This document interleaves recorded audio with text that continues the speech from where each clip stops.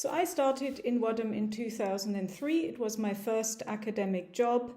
And I remember there were two other young women who also started as fellows at the same time. And in fact, quite a large number of new people in any case. So it felt like a really welcoming and friendly environment.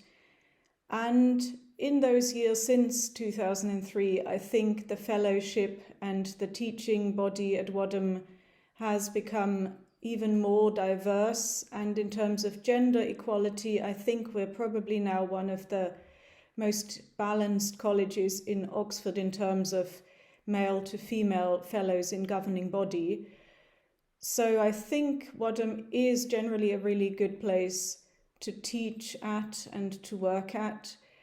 And what really inspires me in particular is just the fact that there are so many women of different generations, from different backgrounds, with different life experiences at different stages in their lives, but also, women working in the humanities, in the social sciences, and in the sciences, in medicine, in maths, and so on. And so I think, from the point of view of a female academic, I can't really imagine many places where it would be better to be a woman teaching and researching.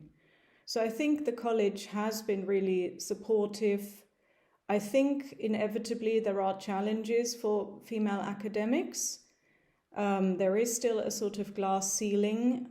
If you look at the rate of female academics in the different tiers of the university, there are fewer female full professors and chairs than there are men. And now that I've had two children, I can actually see that, for instance, pregnancy and having children is just not something that's easily combined with an academic career.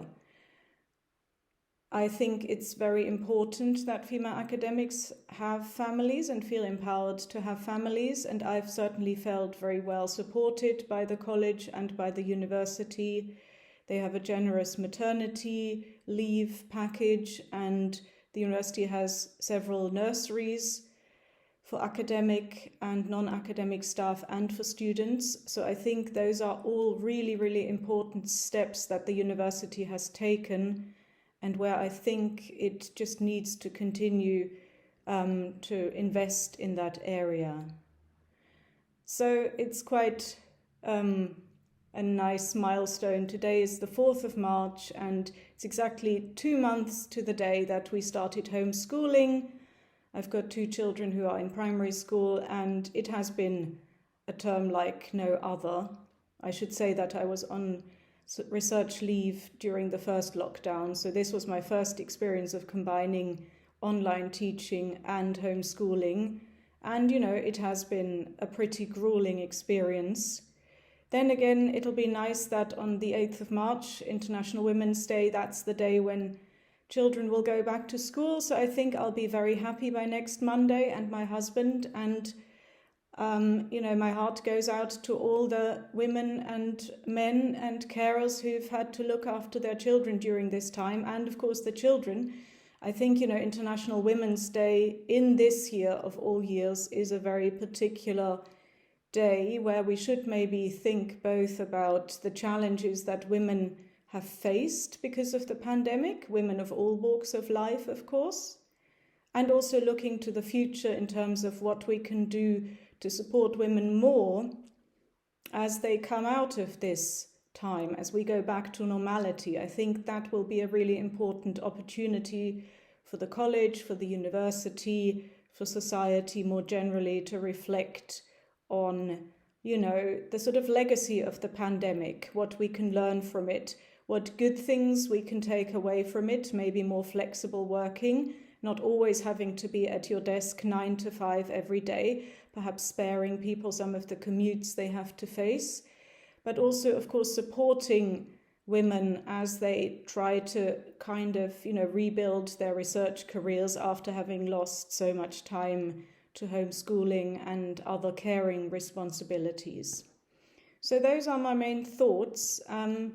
Just to say, women students, I think you are in a really good generation of women where, again, I wouldn't say all the challenges relating to equality have been overcome, but I think you're in a different place from where we were 20 or 30 years ago. But I do think we need to keep pushing for equality. Of course, trans rights are an important area. And yeah, generally, I think intergenerational fairness between women of all age groups. And just to say, again, to come back to what I said at the beginning, that's why I appreciate being at Wadham so much, because effectively in my working life, I have contact with women from the age of 18 all the way to retired colleagues. And it is just really, really important for women, I think, to show solidarity, to support each other within and across different generations, and to kind of just be mindful of the different needs that you have at different points in your career. Also, act as role models, as support, as friends for each other.